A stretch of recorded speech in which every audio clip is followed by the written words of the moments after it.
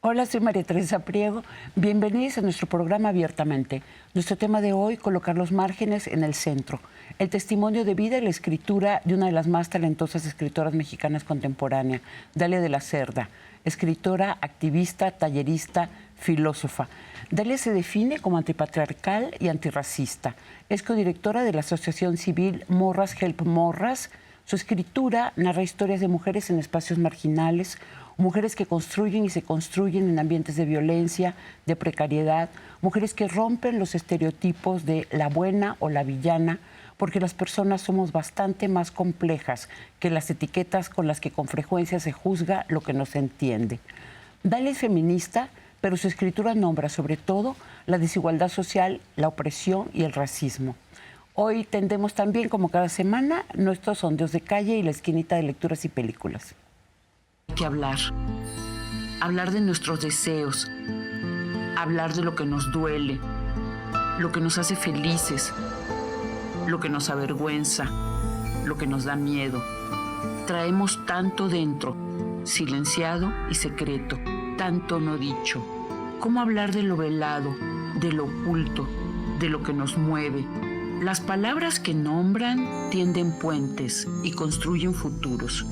Ayudan a escucharnos y respetarnos. Cada cabeza es un mundo, una munda. Somos cada una, uno, tan singulares y tan diversos. Conversemos de eso y de casi todo, abiertamente. Para adentrarnos un poco en el tema, tenemos algunas reflexiones que nos comparte nuestra compañera, la cineasta Stephanie Brewster. ¿Cómo se narra la violencia? Es una pregunta particularmente compleja. ¿Cómo se representa en los medios, en el cine, en la literatura, en el arte? Por un lado, es imposible e indeseable omitir su existencia y los niveles de daño que causa en lo privado y en lo público. Por el otro, la violencia presentada como espectáculo provoca rechazo y nos insensibiliza paulatinamente. Hablamos de esa violencia extrema, la que destruye las vidas y los cuerpos. Pero existen otras muchas formas de violencia, evidentes, disimuladas, ocultas, reconocidas a medias o francamente negadas. La misoginia, por ejemplo, las desigualdades sociales más brutales, la explotación laboral, las distintas formas de discriminación y opresión que limitan el horizonte del futuro de las personas. El clasismo, desde el que se pretende encerrar a los seres humanos en espacios de exclusión, de los que se les prohíbe moverse a golpe de falta de oportunidades. La literatura es una de las maneras más exactas para representar cómo irrumpe la violencia y cómo se vive, pero también cuáles son sus raíces. ¿Por qué la avaricia de unos pocos es la desgracia de tantos? ¿Por qué hay infancias sumidas en el abandono sin que nadie les tienda la mano? ¿Qué sucede con lo que podríamos llamar el colorímetro mexicano, en el que la pigmentación de la piel determina el trato que las personas ofrecen y reciben? Mirarnos en el espejo de la literatura, personajes sitiados por la violencia y los desamparos intentando sobrevivir, inventarse una vida a pesar de todo. Mirarnos en el cuestionamiento de los distintos feminismos marcados también por el sello de clase. La buena literatura no comercia con la violencia, no banaliza ni revictimiza. Está ahí para abrirnos los ojos e invitarnos a pensar. ¿Existe otra sociedad posible sin opresores y oprimidos? Bienvenida la filósofa, escritora, antipatriarcal y antirracista Dalia de la Cerda. Querida Dalia, ¿cómo te he perseguido por meses y meses? Muchas gracias porque pudiste estar acá. Muchas gracias por la invitación y muchas gracias por perseguirme por tanto tiempo. Exacto, te deslizabas así de un evento al otro. Oye, yo quiero comenzar, bueno, tú escribiste Perros de Reserva, que fue verdaderamente un hit editorial. Yo lo leí, me quedé muy impresionada. La de Dalia es una escritura poderosísima. Por ahí comenzaría, muy honesta y con mucho sentido del humor. Y luego escribiste Desde los Zulus, que es ensayo, ¿no? Los primeros son los 13 cuentos. Yo quisiera comenzar con algo de Desde los Zulus, aunque sea posterior, porque tú allá haces una toma de posición frente al tipo de escritura que escribes y que comienza en esta tradición decimonónica a la que tú respondes de lo que dijo Virginia Woolf, tener una habitación. Una mujer para escribir necesita una habitación propia, pero luego le responde Gloria Saldúa, y luego le responde Virginie Despont, y le responde Dalia de la Cerda. Y me gustaría que me hablaras de esa toma de posición tuya del por qué escribes. Bueno, yo empecé a escribir, ya a tomármelo en serio, o sea, ya a decir, yo quiero ser escritora y tomármelo como en serio, como una profesión, a raíz de que hubo un caso de feminicidio en mi familia. Entonces sucede un caso de feminicidio en mi familia y yo en mi búsqueda de verdad, yo quería sobre todo verdad. Justicia se me hacía mucha ambición, honestamente, en este país, pero yo quería saber qué pasó. Entonces me puse a investigar por mi cuenta, googleando, y me di cuenta que el día que ocurrió el feminicidio en mi familia, habían ocurrido otros 6. Entonces a mí esto me impactó muchísimo, era 2012, todavía no era un tema del que se hablara en la esfera pública. Entonces yo entré en shock porque dije, ¿cómo es posible que un tema tan grave, que un fenómeno social como los asesinatos de mujeres por razones de género no esté generando productos culturales? Porque en ese momento a mí ya me interesaba mucho la lectura y la escritura, pero lo hacía más como un hobby. Y en ese momento yo dije, yo quiero escribir de esto, yo quiero hacer literatura que hable de las muertes violentas de mujeres en México. Ya después de esto, pues mis proyectos literarios fueron siendo multiplicándose y diversificándose, pero inicialmente fue como mi necesidad, desde la herida, visibilizar algo que me había pasado a mí, que me di cuenta que nos pasaba a muchas personas y que yo sentía que se necesitaban productos culturales para establecer un diálogo. Antes de eso, tú todavía no comenzabas tus búsquedas en los feminismos, ¿verdad? No, todavía había tenido ¿Cómo contacto. era la vida antes del 2012 en que tu prima padece este feminicidio? Yo me había acercado al feminismo a través de una interrupción de un embarazo. Yo interrumpí un embarazo, aborté, entonces a mí las que me ayudaron fueron feministas. Ahí fue cuando yo conocí la palabra feminismo, porque hubo mujeres que estuvieron ahí para mí, para ayudarme, para decirme cómo hacerlo, para respaldarme. Pero lo dejé, como que no era algo de mi interés. A mí me interesaba más lo gótico, la música oscura, la música de metal, un poco la lectura, la filosofía, pero el feminismo no me interesaba tanto.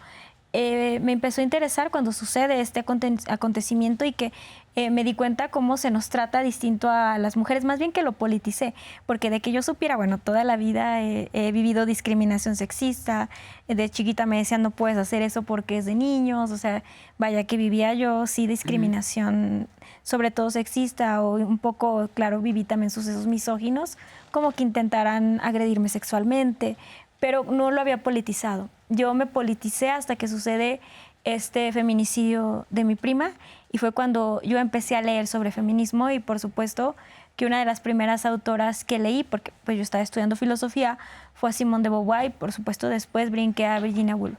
Pero sí me generaba mucho ruido porque yo decía, aún después cuando empecé a leer a más filósofas feministas o a más teóricas feministas, yo decía, güey, yo nunca voy a poder tener un cuarto propio. Yo vivía era como una vecindad remodelada donde vivíamos mi mamá y yo no tenía habitación. O sea, era un solo ¿No cuarto. lo explicas tantito? Porque algunas personas quizá no han leído a Virginia Woolf la noción de cuarto propio. Del cuarto propio. Bien, sí. ella dice que para que una mujer pueda escribir, necesita una habitación propia donde ella puede ir a encerrarse sin escuchar mamá, sin escuchar amores y todo eso, que donde ella puede encerrarse, concentrarse, escribir, pero además una renta mensual. Sí, ella tenía una renta de no sé cuántas guineas, ¿no? Sí, para poder, resolver lo material, comer, pagar las cuentas. Entonces yo cuando la leía decía, el sueño. ¿Quién pudiera? Yo quisiera rentar un espacio donde yo pudiera ir a encerrarme a escribir. Quisiera poder tener las condiciones económicas para hacerlo, pero no podía. No lo veía en mi futuro. Ahorita ya, si quiero, puedo irme a una residencia de escritura. Puedo solicitarla. Pero en esa época tenías distintos trabajos. Claro, trabajaba en un call center, vendía Bon. De pronto un tiempo estuve vendiendo gelatinas, hacía gelatinas y las llevaba a las tienditas de por ahí, de por mi colonia. Y pues, o sea, les dejaba como a concesión y las vendían y hacíamos negocios. Pero yo no tenía yo jamás pensé que mi vida fuera a cambiar tanto para que yo pudiera tener un cuarto propio en algún momento, poder ir a una residencia de escritura, por ejemplo. En este momento, pues mis condiciones son otras, ¿no? Pero en ese momento, pues yo no me identifiqué con Virginia. Yo dije, ay, sí, qué bueno, pero pues no puedo hacerlo. Quisiera, pero no puedo. Entonces, cuando leo a Gloria Anzaldúa, que es una escritora y filósofa chicana, que ella dice, olvídate del cuarto propio, escribe donde sea, escribe sentada en la taza del baño, escribe en cualquier lugar, yo dije, esto sí lo puedo hacer. Cargando al niño en el autobús, echando la tortilla. Claro, sí, dije, yo puedo hacerlo, esto sí puedo hacerlo, puedo escribir literal en cualquier lado. Claro, no iba a llevarme que la computadora, tal, porque pues tampoco tenía ni siquiera una laptop, pero sí me llevaba una libreta a todos lados y en la libreta iba anotando ideas, iba haciendo líneas argumentales, iba construyendo personajes y lo hacía literal en todos lados. En el IMSS, por ejemplo, pues que se tardaban 1 hora en atenderme, ahí estaba escribiendo o leyendo, que era como algo que dialoga mucho, escribir y leer. Y pues después leí un poco a Itziar Siga, donde ella lo que propone no es una habitación propia, sino algo en medio entre escribir en el autobús y escribir en un cuarto propio, que es un zulo propio, que es pues esa covachita, esa mesa que tienes en tu casa del comedor, o ese espacio que tienes en tu casa donde tú sí puedes llegar y decir, bueno, me voy a dar 15 minutos a escribir en este espacio, que es como mi cuchitril, pero es mío, y aquí puedo sentarme a escribir. Pero hay algo detrás de todo este asunto del cuarto propio, el intermedio y los zulos que tú tomas, y es que al final de cuentas hay un análisis de clase detrás de lo que tú escribes, y tú dices, y con mucha razón, de repente me fui dando cuenta que las que hablaban era un feminismo blanco acomodado. Sí, claro, porque a la hora que yo leía sobre el feminismo que empecé a leer, que era como el feminismo hegemónico o el más difundido, yo de pronto no me identificaba tanto, no porque no hubiera vivido discriminación sexista o porque no hubieran intentado agredirme sexualmente o por todas estas cosas que vivimos las mujeres desde muy chiquitas, sino que no era lo que más me había marcado y que también aparte que no era lo que más me había marcado, yo veía a las mujeres de mi alrededor y veía que tenían problemas mucho más complejos, igual que los míos, mucho más complejos que el sexismo. Por ejemplo, las condiciones materiales. La mayoría de nosotras ni siquiera había un esposo. Yo he vivido en barrios donde es raro tener papá. O sea, sé que suena chiste clasista, pero así es.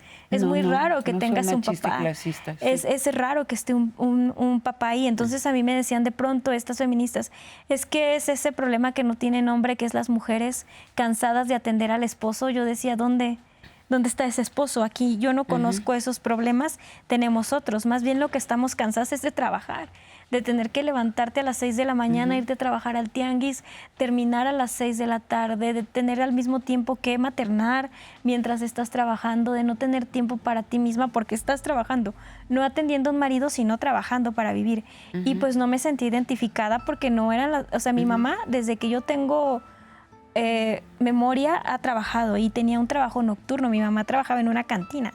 Entonces, a la hora de que yo decía, ¿cuál esposo? Mi mamá tuvo muchos novios, muchas parejas, pero no era como que se hartaba y los dejaba. Atendiendo a un esposo. Te voy a tener que interrumpir, pero es muy importante esas diferencias que tú estás marcando. Ahora regresamos con esto. Nos vamos a un corte y regresamos.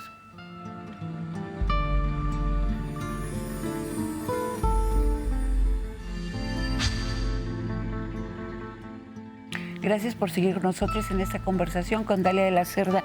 Dalia, tú nos dices algo bien interesante, ¿no? Yo leía que las feministas decían, hay que liberarse del yugo del matrimonio y del marido, y tú cuentas, mi mamá nunca vivió bajo un yugo, trabajó toda su vida. Sí, mi mamá pues tuvo varias parejas, tuvo varios novios ahí y pues yo no la veía como que los batallara. Mi mamá sí era muy así de que decían, si ya no está funcionando, cada quien su camino. Y mi mamá siempre fue como muy brava y yo veía también lo mismo de mujeres de mi alrededor. Recuerdo que a mí me marcó mucho, por ejemplo, que una de las tías de una de mis amigas tenía una pareja y su pareja se intentó ir al otro lado, a Estados Unidos, en el tren, en La Bestia. Y a la hora que iba a subir, lo agarró y lo dejó mutilado, de una pierna, de un brazo. Y pues el chico se tuvo que quedar en México, ¿no? Y ella lo cuidó 1 año y después de eso fue y lo entregó a su familia y les dijo a la familia, ¿saben qué? Yo lo quiero mucho y todo, pero yo estoy muy joven, yo no puedo sacrificar mi vida por nadie. Y ahí les dejó a su hijo, muchas gracias a Dios. Y a mí eso me impactó mucho siendo una adolescente de 13 años porque pues dije, wow, ¿no? O sea, de que ella no haya querido sacrificar su vida por nadie, ni siquiera por un hombre al que amaba, porque tenían una relación de muchos años. Entonces, esas eran las mujeres que me rodeaban. Entonces, yo decía, ¿cuál ¿dónde están esas mujeres hartas por el marido? Sí, claro. Sí, claro. porque había otros problemas, no solo, o sea, los problemas que había ya eran de violencia mucho más grave, que también tenían que ver pues con la frustración de los hombres, que eran hombres que trabajaban 14 horas, que tenían sobre ellos también otras opresiones y otras heridas de clase y de raza, que pues los hacían no ser muy asertivos a la hora de resolver problemas. Pero es distinto que tengas el problema de que tu pareja te violenta a que estés harta de hacerle de comer. Sí, sí, claro. Y también es bien interesante que va más o menos en la misma línea cuando tú analizas y dices, pero ¿cómo es eso de que quieren sacar a las mujeres del confinamiento de sus hogares si yo por generaciones todas las mujeres que ha habido en mi familia y que conozco alrededor han estado todo el tiempo trabajando en la calle? Sí, totalmente, y es algo también muy, muy de raza. Algo de lo que yo decía también dice Bell Hooks, por ejemplo, en sus libros, que las mujeres negras siempre han estado en el espacio público. También las mujeres negras, por ejemplo, siempre han estado desnudas en el espacio público o se utilizaba, digamos, pues se les utilizaba a la par de los hombres. Ahí no había una diferencia de género. Sí, quizás de que también a ellas, por ejemplo, eran agredidas sexualmente o utilizadas para ciertas labores domésticas, pero en general las tenían trabajando en las plantaciones igual que a los varones. Entonces había como una bestialización también de las mujeres, al igual que sus pares hombres, y esto tiene que ver también con un tema de raza, que las que han estado confinadas al espacio íntimo, al espacio privado, a las casas, pues casi siempre han sido las mujeres blancas de clase media, que sí, digamos, eran amas de casa. Yo entiendo, ser ama de casa es muy hartante de pronto, pero pues las mujeres somos diversas y tenemos problemas diversos, y con ese problema específico de ser ama de casa harta de cuidar al marido, yo no me sentía identificada. Era mucho lo que se escribía desde los Estados Unidos en los años 70, ¿no? Más o menos, sí, con la mística de la feminidad y todo esto. Sí, lo vi que estaba como en tus lecturas, pero sí me interesaron muchísimo tus reflexiones. Por ejemplo, también escribes en Desde los Zulus que tú la primera forma de discriminación que sentiste no fue la de ser mujer. No, la primera discriminación que yo sentí fue la de la clase social. O sea, a mí desde pequeña me decían gata, me decían naca, me criticaban constantemente porque yo tenía una mamá trabajadora. Mi mamá no podía estar al pendiente de mí, de que volarme los zapatos, plancharme el uniforme, lavarme. Yo desde que entré a segundo de primaria tuve que empezar a lavarme yo sola el uniforme, a plancharlo yo sola. Obviamente no sabía planchar y lo dejaba todo brilloso. Entonces mis compañeras iban guapísimas desde pequeñas, con peinados muy elaborados, porque no solo tenían a una mamá que se hacía cargo de ellas, sino que tenían una nana, muchas de ellas que se hacía cargo de peinarlas, de lavarles la ropa, de hacerles de desayunar. Y yo no tenía eso. Al principio, cuando yo era muy pequeña, mi mamá sí delegaba el cuidado. Pero en cuanto yo entré como a tercero, segundo de primaria, mi mamá me dijo, ya estás en edad de que te hagas cargo de ti misma y no la vamos a ingeniar las dos solas. Entonces, pues yo me iba sola a la escuela y pues mis compañeras constantemente, también por la colonia en la que yo vivía en una colonia popular. Y la mayoría de mis compañeras vivían en fraccionamientos. En Aguascalientes, sí. Ellas vivían en fraccionamientos, en cotos residenciales. Entonces, sí había como una discriminación constante de que eres pobre, no mereces estar en nuestro colegio, eres naca. Entonces, la primera discriminación que yo sentí, que a mí, porque yo era muy pequeña, tenía 7 años. En ese momento no había sido acosada en el espacio público por hombres. El único contacto que yo tenía con otras personas eran mis compañeras de la escuela. Entonces, la primera discriminación pues que yo viví no fue de que un señor me siguiera en la calle, un señor me acosara, sino por parte de mis compañeras, de mis pares, que me dijeran que no pertenecía a su círculo, a esa escuela, que no merecía estar en esa escuela, porque yo era de otra clase social. Te voy a interrumpir otra vez tantito. Acompáñame a ver nuestro fetiche. Mira, quedó bien bonito. El fetiche, los murales del proyecto Mujeres en Espiral, en el Ceferezo de Santa Marta, Catitla. En 2008, el equipo de lo que entonces era el Programa Universitario de Estudios de Género y que ahora es el Centro de Investigaciones y de Estudios de Género de la UNAM, que dirige Marisa Belaustegui-Goitia, comenzó un trabajo académico activista en el Ceferezo. Participaron activistas, artistas, mujeres en reclusión, especialistas en Derecho, Pedagogía y Artes Visuales. Una parte importante del trabajo es ofrecer asesoría jurídica para apoyar el acceso a la justicia de las mujeres en reclusión. Pero hoy quisiera hablarles de esa otra parte del proyecto, cuyos resultados podemos ver en la pantalla. La creación de murales imaginados y realizados por las mujeres internas. La idea al principio fue tomar las paredes uniformes y tristes de la cárcel para convertirlas en espacios en donde ellas se expresan y pueden reconocerse. Crear belleza en una estructura de cemento y más bien lóbrega. Y todo lo debatieron, qué pintamos, dónde lo pintamos, quién soy, cómo quiero representarme. Les comparto algunos testimonios, cito, apropiarme de un muro me encantó. Tendré que leer mucho para aprender cuál es mi misión como mujer mexicana, presa, libre y artista. Otra de ellas testimonia, vivíamos en un espacio gris, sin color, sin vida, como laberíntico, todo igual. Otra, al pintar siento que soy libre, siento que mis pensamientos se van, vuelan, soy dueña del mundo. Otra más, que es una extranjera, una francesa, fíjese lo que dice, he pintado a mis familiares, a mis hermanos y hermanas, que de hecho están en esa pared conmigo. El primer espacio del que ellas quisieron apropiarse fue la escalera de caracol que une el interior del penal con el exterior. Deseaban alegrar los corredores por donde acceden las visitas, que al entrar se sintieran seguros, que fuera el arte y no la griseidad lo que le diera la bienvenida a sus familias. Existe un documental que narra el proceso, Nos pintamos solas, de Marisa Velosteguigoite y Mariana X Rivera. Lo encuentran fácil en internet. Y ahí Marisa nos explica, cito, esta es la historia de un alzamiento, de cómo las mujeres de una prisión se levantaron, tomaron los muros de aquello que las encierra, las restringe y las acorrala. El cuerpo está cautivo, pero la imaginación y la creatividad no. Entonces, Ale, nos estabas contando, tú sí, efectivamente, en las cosas que escribes, ¿no? Sobre todo desde los Zulus, hablas de que vivías en un mundo de mujeres bravas. Y luego en los cuentos, pues ahí están esos personajes que son unas mujeres bravas. Entonces, ¿en qué momento dices, mi primera discriminación fue, así lo escribes cuando me dijeron naca, fue de clase, ¿no? Y después, la otra, la sentiste cuando sucedió lo de tu prima. Sí, justamente sí había tenido anteriormente pues incidentes. Por ejemplo, una vez fue una fiesta y yo tenía 13 años, lo recuerdo muy bien. Y yo estaba tomando refresco y lo dejé para ir al baño y cuando regresé y me lo tomé, a los 10 minutos, 20 minutos me empecé a sentir muy mal. Afortunadamente yo estaba con mis amigas y ellas me llevaron a mi casa y pues mi mamá llamó a un médico, fue el médico a revisarme y le dijo, la drogaron. Probablemente la drogaron para abusar sexualmente de ella. Entonces, obviamente, sí, también hubo por ahí un intento de una agresión sexual, todo esto, pero yo no lo había politizado. Yo como que lo veía como anécdotas del güerebeleo, como cosas que te pasan cuando sales de fiesta, pero fue hasta que sucedió el feminicidio que yo me politicé y dije, no está bien que nos pasen esta cosa a las mujeres. O sea, que como que mi panorama de discriminaciones se abrió también al del género. ¿Y cómo sucede ese cambio cuando te dices yo me politicé?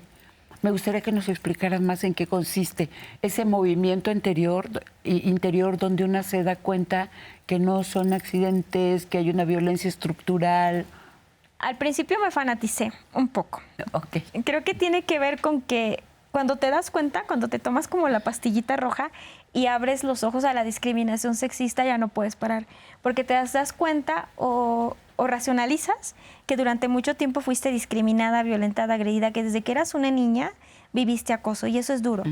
Y te das cuenta. Que una es cómplice silenciosa. Sí, te das cuenta. O sea, yo, por ejemplo, recordé que desde muy chiquita había un chico en el mercado que me acosaba cuando yo era una niña y que me decía cosas muy obscenas cuando yo era una niña. Entonces eso fue doloroso. O sea, darme cuenta de que yo había vivido un montón también de discriminación sexista fue doloroso. Y como llegas muy herida al feminismo, o sea, cuando te das cuenta llegas muy herida, pues yo lo que hice sí fue fanatizarme y empezar a ver solo películas feministas, leer solo libros feministas. Me corté el cabello, por ejemplo. Recuerdo a mi pareja así de que en shock, porque yo tenía el cabello más o menos como lo traigo ahorita de largo, y lo agarré, me lo enredé en la mano y me lo corté.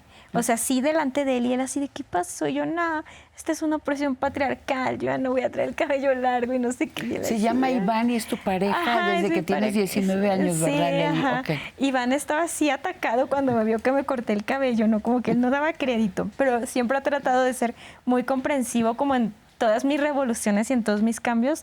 Ha aguantado vara bastante bien y él solo se quedó así como diciendo, ay, ¿qué pasó? ¿Por qué se está cortando el pelo? caí en muchos grupos feministas que yo preferiría haberme ahorrado. Me hubiera gustado no caer en esos espacios porque viví muchas violencias de distintos tipos en estos espacios. Pero poco a poco, después de que pasó esto de que te sientes tan herida y que sustituyes a la terapia por el feminismo, que yo lo que quería en ese momento es que me dijeran, sí, eres una víctima, sí, la has pasado muy mal, yo te creo, yo te abrazo, yo te consecuento.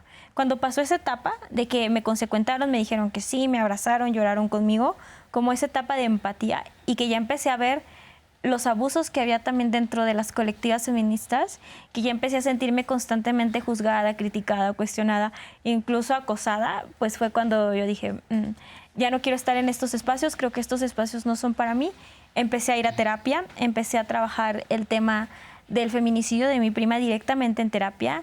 La terapeuta, la primera indicación que me dio fue, tienes que dejar de escribir de feminicidio, tienes que darte un tiempo para que escribas de otras cosas, busca otras cosas que te apasionen. Ahí encontré que me apasionaban las mujeres en conflicto con la ley, y de feminicidio déjamelo descansar. Y también el feminismo me recomendó ella.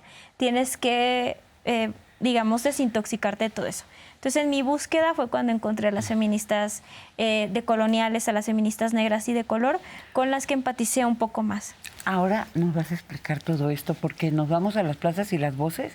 La pregunta fue, ¿consideras que la escritura puede ser un acto de resistencia y de rebeldía? Sí, considero que la escritura es un acto de resistencia y rebeldía. Es una manera de expresar y desde diferentes contextos ciertas cuestiones que las personas pueden llegar a vivir desde diferentes trincheras y pues así dar a conocer las diferentes realidades, ¿no? Considero que la escritura justo en este tiempo es un acto de rebeldía porque es un espacio que se ha perdido. Es un espacio donde se pueden plasmar los pensamientos y de hecho se pueden expandir. Ahora con la rapidez que lleva el mundo y lo poco sensible y profundo con lo que se toma cada cosa que pasa en nuestras vidas, la escritura se convierte en ese espacio y en ese lugar donde podemos trascender un poco acerca de todo lo que nos ocurre. Considero que la escritura es un acto de resistencia y rebeldía. Sí considero, porque es una forma de plasmar, una forma de expresión, plasmar pensamientos y sentimientos. Sí considero que es un acto de resistencia, dado que es un medio de difusión amplio y que permea en todas las clases sociales. Considero que sí ayuda para darnos cuenta de todo lo que sucede, tanto en nuestro medio inmediato como en zonas muy alejadas.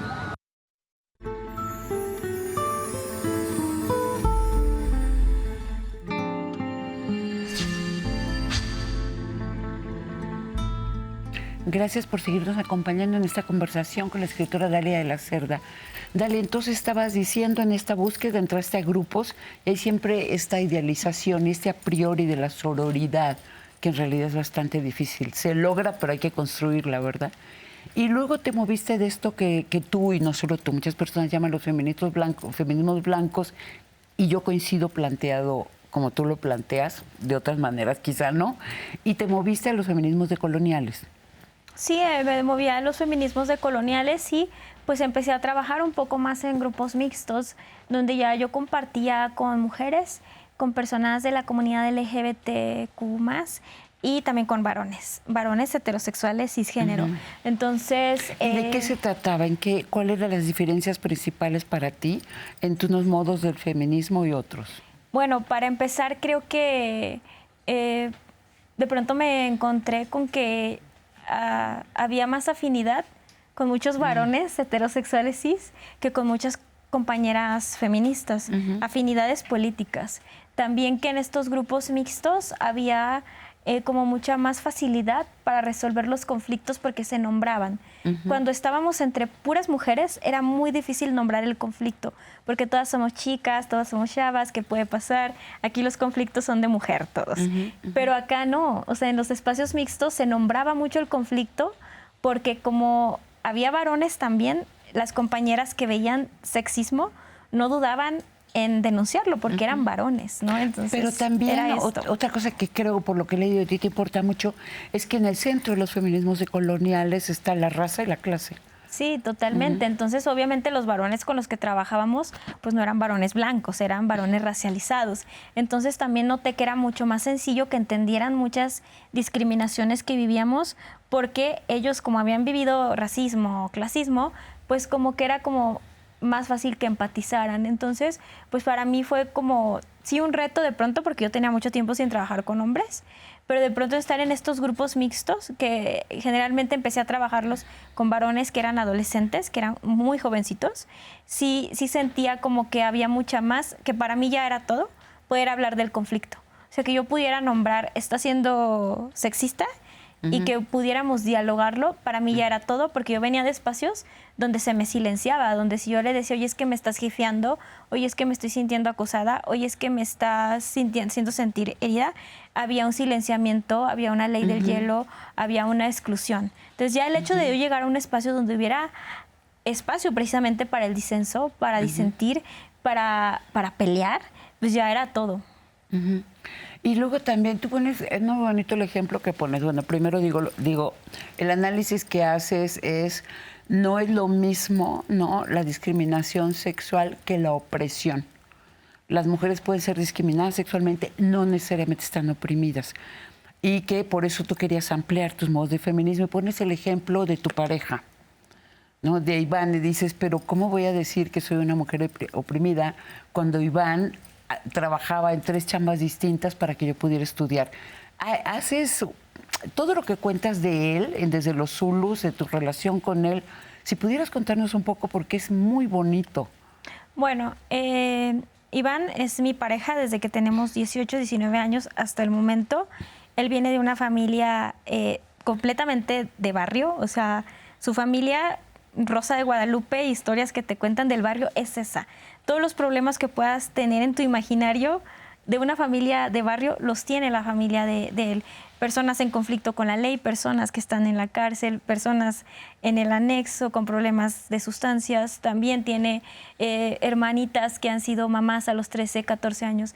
Todos esos conflictos vienen de una familia donde sus papás no es que sean malos padres, es que eran unos adolescentes en la pobreza extrema, criando a un montón de niñas y niños. Entonces, cometieron los errores y las omisiones, pues que de ahí eran, ¿no? Que no había las condiciones materiales para criar de otra forma. Entonces, pues yo veía a él cómo había sido su vida de él, y si la comparaba con la mía, los problemas de él eran mucho más graves. Había vivido mucha más discriminación que yo, porque aunque yo vivía en un barrio popular, él vivía en un barrio marginal, de uno de los barrios más marginales y más peligrosos de mi ciudad. Mi colonia era una colonia popular, pero siempre ha estado como en vías de gentrificación, como siempre ha estado como en esta estira y afloja de que entre que sí se gentrifica en que no. En el momento en que yo vivía, no, pero poco a poco ha ido hacia ese rumbo, y él hasta el momento sigue siendo uno de los barrios más peligrosos. Entonces yo veía todos estos problemas que él tenía, que a él sí le negaron trabajos cuando presentaba su comprobante de domicilio, que él sí había una barrialización en todos los espacios donde estábamos. Yo, por ejemplo, si usaba cierto tipo de ropa, si me pintaba el cabello de cierto tono, disminuía el acoso que yo vivía por parte de los guardias de seguridad. Pero él no. Él técnicamente, haga lo que haga, sigue siendo discriminado, o su presencia en muchos espacios todavía genera como escozor en la gente, ¿no? Por ejemplo, si vamos a un restaurante caro, la gente igual ya nos malmira a los dos, porque yo estoy ya muy tatuada también, pero él constantemente, la gente lo está malmirando, constantemente lo barrializan, ¿no? Lo ubican como una persona de barrio, y es este cuestionamiento de qué hace aquí. Entonces, pues yo de pronto, cuando llegué al feminismo, yo lo vi como el opresor, y yo decía, este hombre me está oprimiendo. Como él llega de trabajar a las 5 de la mañana y yo tengo que preparar a darle de desayunar, él me está oprimiendo. Y él es un opresor, y lo empecé a tratar mal. Dios me lo bendiga mucho por haberme aguantado, porque yo sí lo trataba verdaderamente mal. Yo le decía, tú eres el enemigo, eres el patriarcado y te odio. Y él así como que decía, güey, no. Pero después, obviamente, fui a terapia, empecé a trabajar un poco, a leer otros feminismos, y lo empecé a ver como lo que era. Un chico que, aunque era varón, Y sí tuvo ciertos privilegios y hay cosas que él no sabe. Cuando un día nos confundieron, como él tiene el cabello largo, un día pensaron que éramos 2 chicas y un señor empezó a toquetearse delante de nosotras porque nos leyó como mujeres y él estaba atacadísimo. O sea, él me decía, hay que pegarle, hay que hablarle a la policía, ¿cómo es posible que les pase esto? Y lo cacheteó al señor y yo así, y me decía, ¿por qué no haces nada? Y yo, no sé, estoy acostumbrada, perdón, pero cosas que pasan. Pero él sí había vivido muchas otras discriminaciones que yo no veía. Pero tú tienes mucho humor. Yo te sigo en redes, por ejemplo, y también peleas. Que sí, peleas y te pelean. Pero ayer o antier subiste algo, cómo hacerle para que si va usted a un centro comercial, ¿te sigan menos? no te persiga la policía. A ver, cuéntanos porque me pareció muy gracioso y también útil. Sí, esto sucedió porque ahora que estuvimos de viaje, fuimos a Parque Delta a comprar, solamente queríamos ver. Quería yo comprar algunas cosas, quería comprar una crema para peinar porque me la quitaron en el aeropuerto y quería comprar un barniz de uñas. Según yo, nada más iba a eso.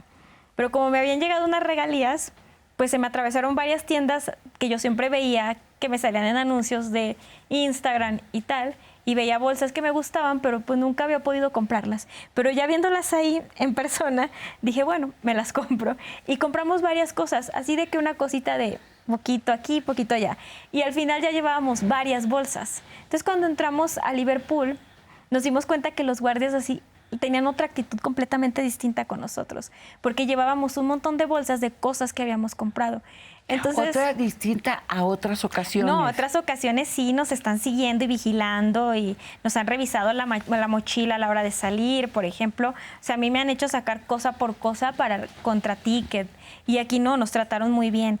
Entonces, obviamente nos dimos cuenta que era por las bolsas, porque inmediatamente vieron que traíamos dinero y que estábamos de compras. Entonces, de broma, el Iván me dijo, para la próxima hay que guardar las bolsas y nos las traemos con papel de China. Rellenas de papel de China. Para que nos traten así. Y le dije, güey, genial idea, muy bien, me encanta, hay que hacerlo. Tú lo dices así como un juego, pero es bastante terrible lo que estás diciendo, ¿no? Terrible, doloroso y muy molesto. Es molesto.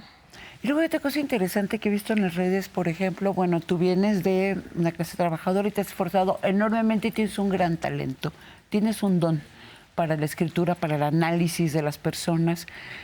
Y me ha llamado la atención como al mismo tiempo que tienes cantidades de fans, porque ya además estás traducida no sé cuántos idiomas, ¿no? Sí.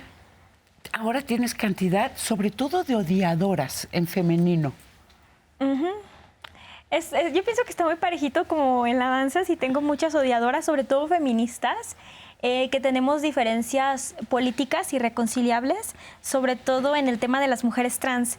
Y como mi mamá tenía una cantina, entonces mi mamá era una exiliada, una paria en Aguascalientes, porque en ese momento no era bien visto que mi mamá tuviera una cantina. Mi mamá era visto como lo peor.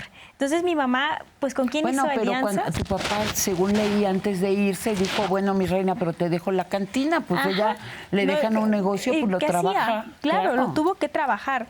Fue lo que le dejó mi papá en el divorcio y era eso, morirnos de hambre. Pero mi mamá como paria de la sociedad, pues lo que hizo fue hacer alianzas para sobrevivir con otras parias, que eran pues la comunidad LGBT y las chicas trans y trabajadoras sexuales. Entonces yo siempre crecí rodeada de trabajadoras sexuales, mujeres trans y personas de la comunidad LGBT. Entonces para mí son mi familia, porque a mí me arrullaban de bebé, me cuidaban, estaban conmigo. Entonces si alguien les hace algo yo me lo tomo muy personal. Entonces yo fui una de las primeras feministas que empecé a pelearme y que como además yo había estudiado filosofía, pues yo tenía las herramientas teóricas y discursivas para desmantelar falacias argumentativas, ¿no? Entonces yo me peleaba con otras feministas y yo les decía, lo que estás diciendo es estúpido o es falso o es una falacia. Entonces empecé a hacer muchas alianzas en la comunidad LGBT, por ejemplo, muchas alianzas con otras feministas, pero también tengo muchas feministas que me odian porque pues yo la ridiculizaba constantemente y yo constantemente les decía precisamente eso, tú no estás oprimida, no te puedes comparar tú que eres una chica académica,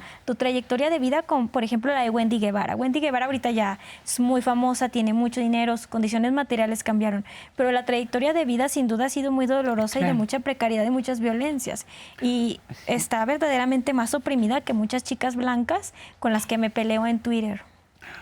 Otra interrupción.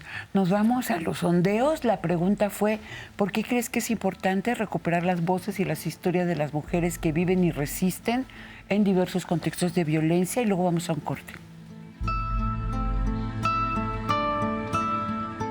La voz de las mujeres es importante porque durante siglos ha sido el hombre el que cuenta la historia y es justo la voz de la mujer la que logra dar ese nuevo sentido a muchas cosas que parecen ya estar explicadas. Entonces esa perspectiva de la mujer le da totalmente una explicación diferente a todo lo que ocurre. Porque la historia es memoria y si sabemos lo que ha sucedido antes, pues no lo vamos a repetir. Vamos a mejorar la condición de vida de las mujeres y de los hombres, de todos.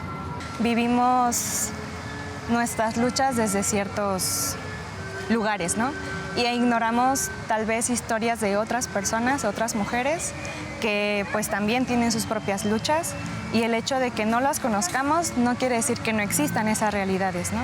Entonces conocerlas nos hace pues conscientes de ello y poder ver la situación desde diferentes ángulos y pues ser un poco más holísticas al momento de pues pedir lo que necesitamos, ¿no? Creo que es importante recuperar la voz de las mujeres que viven en violencia porque es muy importante saber el panorama en el que vivimos las mujeres, ya que muchas veces porque no lo escuchamos o no estamos ahí en esa situación, pensamos que no existe. Y para muchas personas lo que no vemos no existe, pero es una realidad.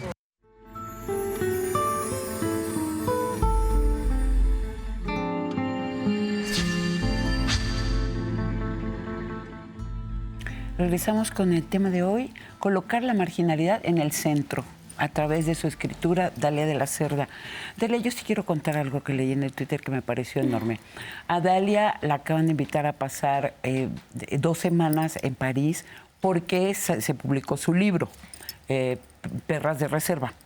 Entonces, bueno, fue y entonces subió en Twitter que estaba allá y los comentarios a mí me pasmaron. Hubo una persona que la atacaba diciendo: no puedo creer que tú fuiste un país colonialista.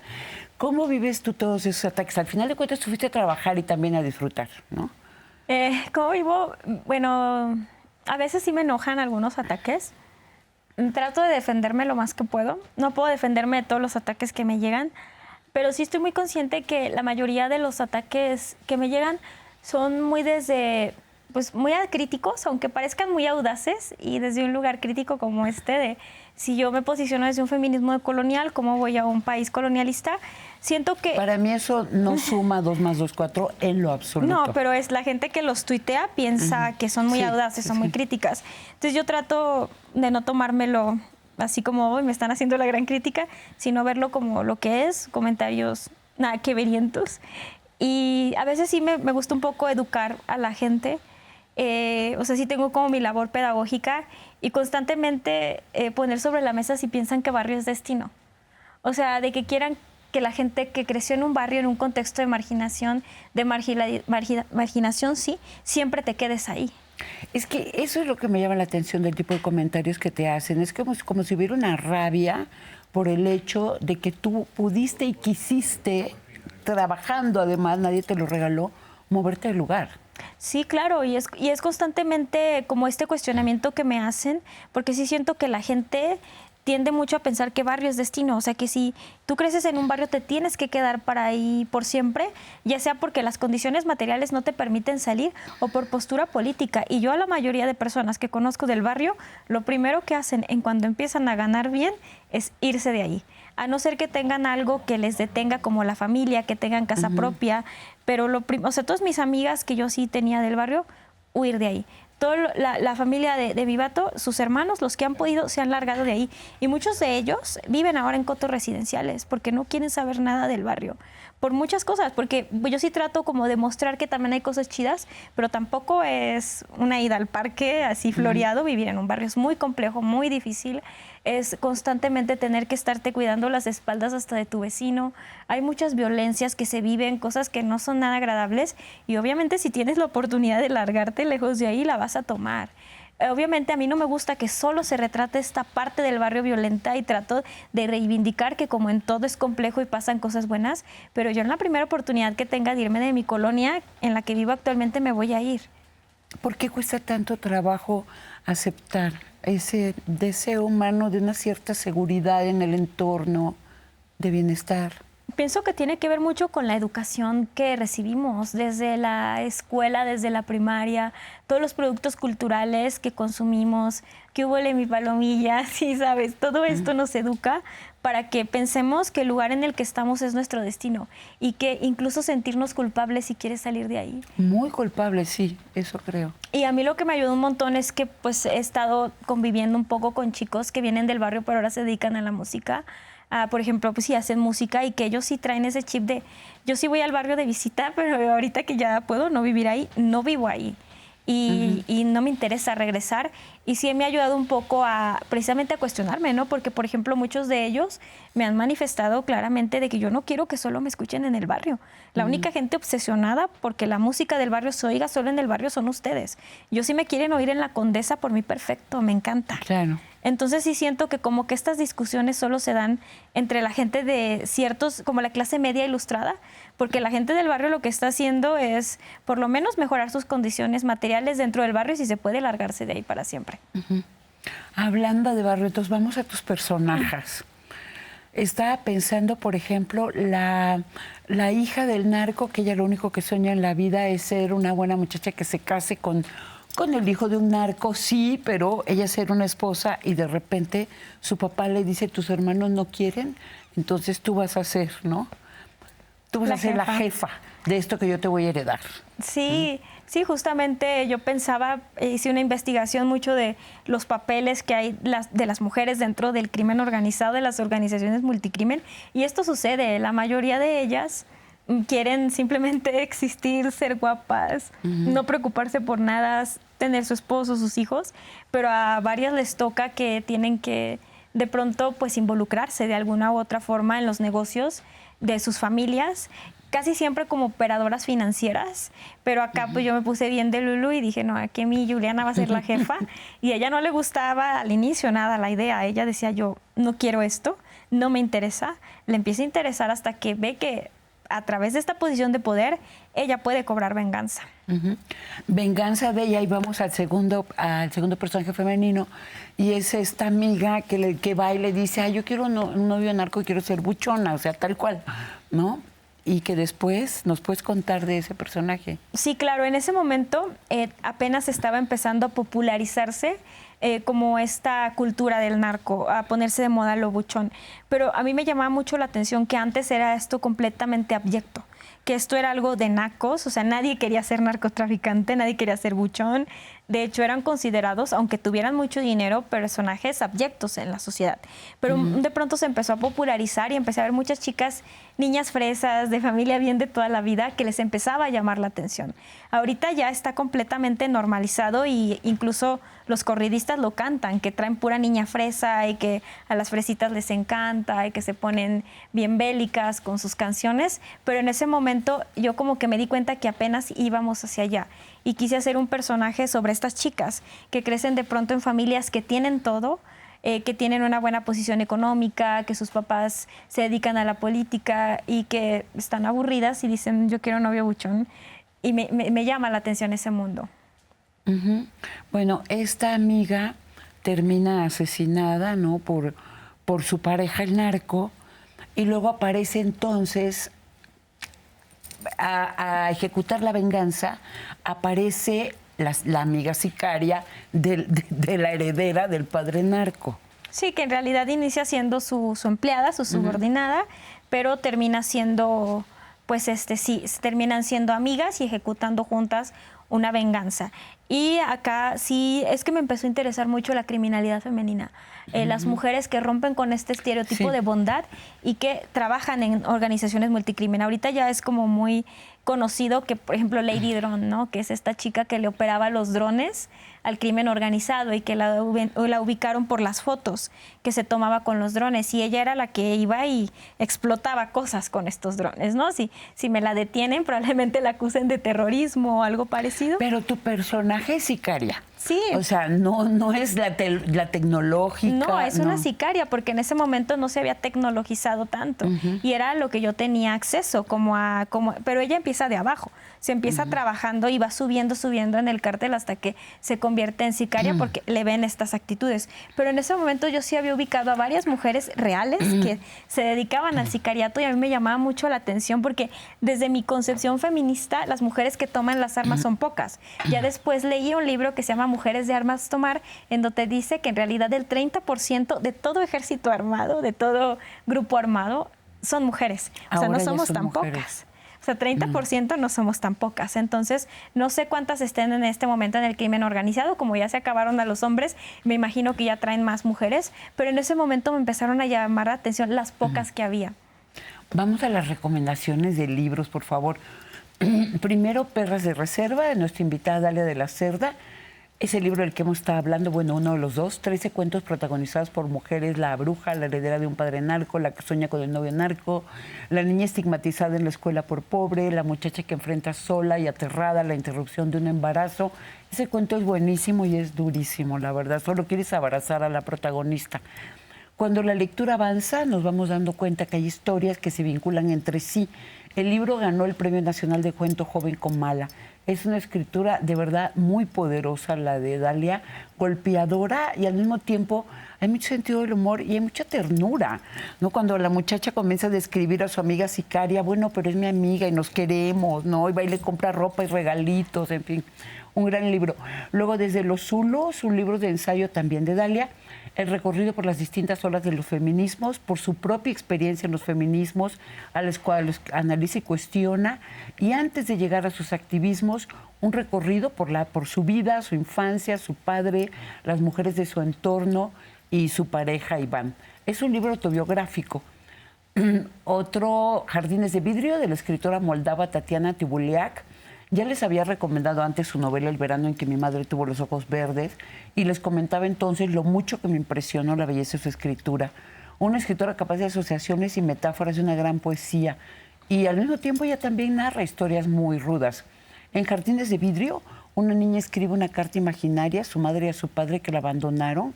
Son los tiempos de la invasión de la Unión Soviética en Rumania, y está presente el choque cultural entre las tradiciones rumanas de Moldavia y las tradiciones impuestas por los soviéticos. Una mujer mayor rusa rescata a Lastoshka del orfanato. En realidad la compra para explotarla. La niña pasa 10 años recogiendo botellas en las calles, se ve obligada a robar, a mendigar, sobrevive. No se la pierdan, este entrecruzamiento entre la historia de una muchachita y la de un país y la de una lengua amenazados es muy interesante. El documental La Tempestad, de la cineasta Tatiana Hueso, las historias de Miriam Carvajal y Adela Alvarado. Miriam trabajaba en el aeropuerto de Cancún cuando fue injustamente acusada de tráfico de personas y recluida en una cárcel del norte de México. Adela trabajaba como payasa en un circo, y ella busca a Mónica, su hija desaparecida en el 2004. Mónica iba a la universidad y un compañero la entregó a un grupo criminal. En el documental ambas viajan, la primera para encontrarse con su hijo tras salir de la cárcel en la que nunca debió haber estado, y la segunda viaja porque es parte ya de su vida. En algún lugar desconocido está su hija, en alguna ciudad que aún no visita está Mónica. Esta está en Netflix. Machuca, dirigida por el cineasta chileno Andrés Wood, tomada de la novela histórica de Historia de una verdadera machuca, del escritor Eledín Parragués.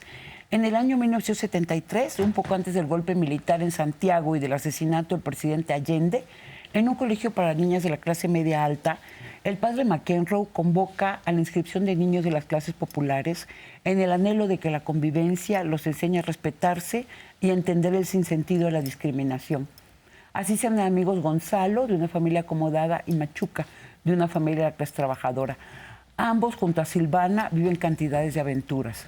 Pero el golpe militar divide de nuevo los mundos brutalmente.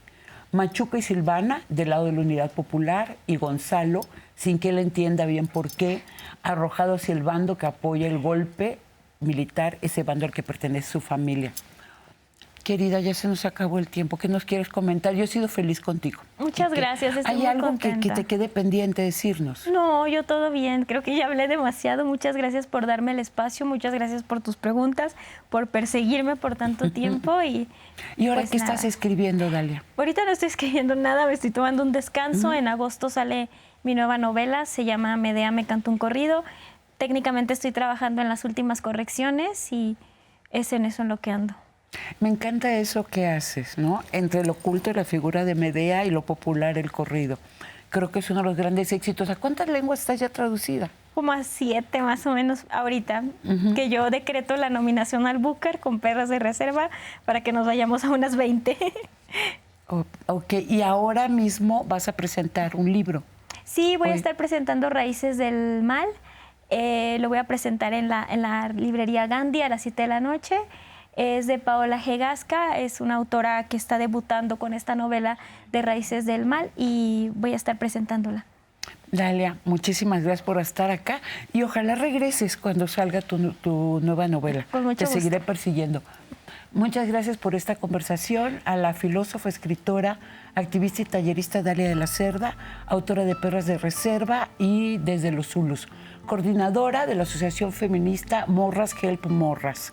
Muchas gracias a ustedes por invitarnos a sus casas. Los esperamos la próxima semana para seguir conversando abiertamente. Escriba, opine, sugiera temas. La botella con nuestro mensaje de hoy se fue al mar. Llegó a sus playas. Les escuchamos.